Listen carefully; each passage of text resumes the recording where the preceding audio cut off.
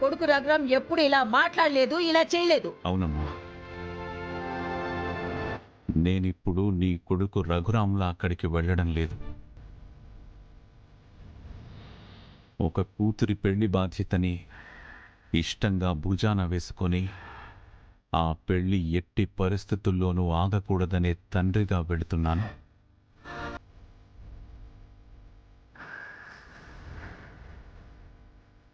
ఈ కూతురు పెళ్లి గురించి ఆ కన్న తండ్రి ఆలోచించలేకపోయినా కాళ్ళు కడిగి కన్యాదానం చేసే ఈ తండ్రికి అవసరమమ్మా.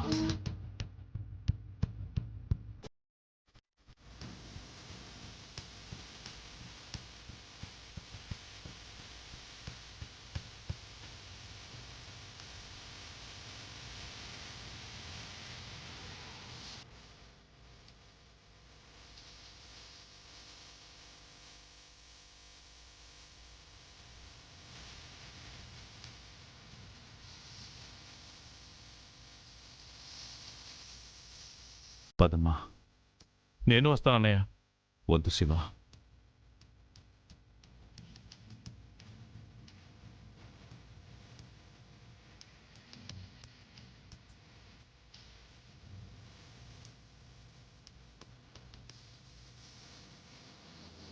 ప్రాణం పంచే బంధాలే తెంచే పట్టుదల.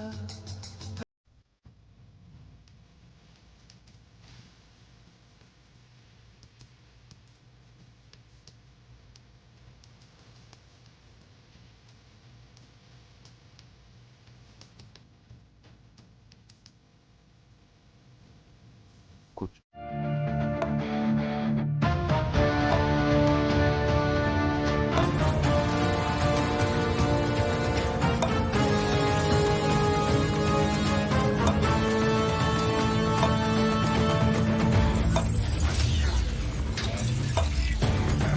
శ్రీనుని ప్రాణంగా ప్రేమిస్తున్న ఆద్యని ఆ ఆతిథ్యతో కలపాలనుకోవడం మంచిదేనా కిషోర్? అంతలా సీనుబాబుతో తిరిగిన అమ్మాయిని ఎలా చేసుకుంటున్నాడు రైడు? సీనుబాబుకు పెళ్ళవక ముందు ప్రేమ అని తిరిగింది, ఆ తర్వాత పెళ్ళయ్యాక చాటుగా తిరిగింది. పెళ్ళవక ముందు తిరిగితే ప్రేమ అంటారు, అయ్యాక తిరిగితే అక్రమ సంబంధం అంటారా ఇక్కడ?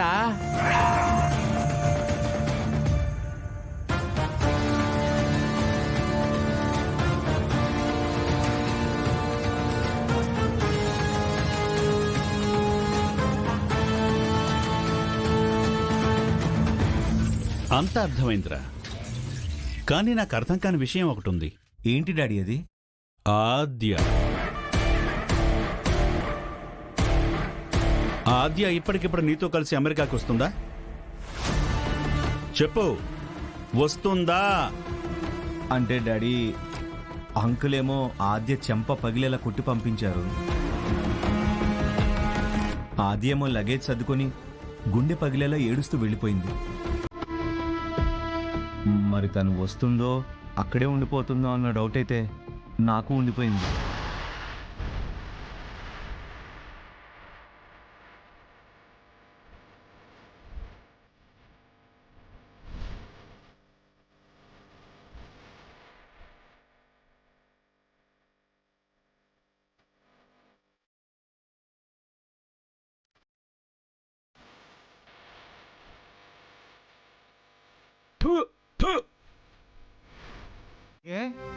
ఇప్పుడే వస్తున్నాను నాన్న.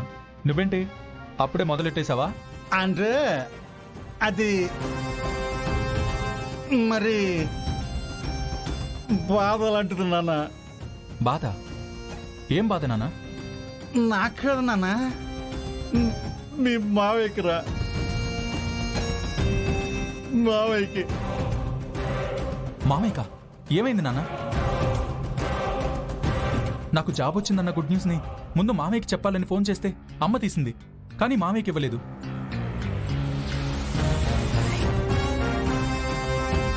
అత్తయ్య మాట్లాడింది కానీ మామయ్యకి ఇవ్వలేదు. ఇంటికి రా అని చెప్పి పెట్టేసింది. అసలేం జరిగింది నాన్న? అసలు జరిగింది ఏంటంటే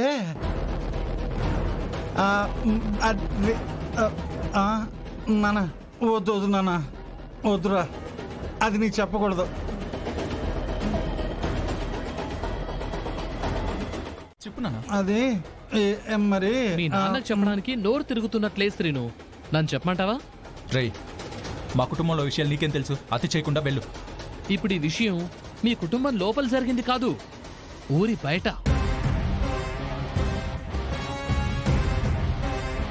ఊరి నడి రోడ్డు మీద జరిగింది. మీ మామయ్య పరువు, మీ ఇంటి పరువు మొత్తం పంక్చర్ అయింది, టాటా పంచలైంది.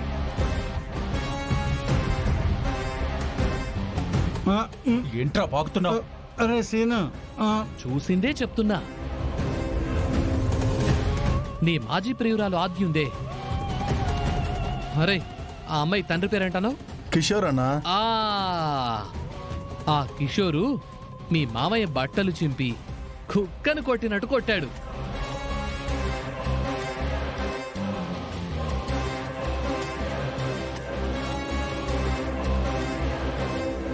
ఈ ఊళ్ళో మీ మామయ్య వీరుడు శూరుడు దేవుడని డబ్బా కొట్టుకుంటావు కదా, మీ మామయ్యకు ఎదురెళ్లేవాడే లేడన్నావు కదా, ఎవ్వరూ మీ మామయ్య నీడను కూడా తాకరు అని భజన చేస్తూ ఉంటావు కదా. మరి ఇప్పుడేమైంది? ఊరందరి ముందు మీ మామయ్య డాబు, దర్పం, పేరు, పీఠం అన్నీ మట్టిలో కలిసిపోయాయి. అసలు మీ మామయ్య నెలకొట్టాడు తెలుసా?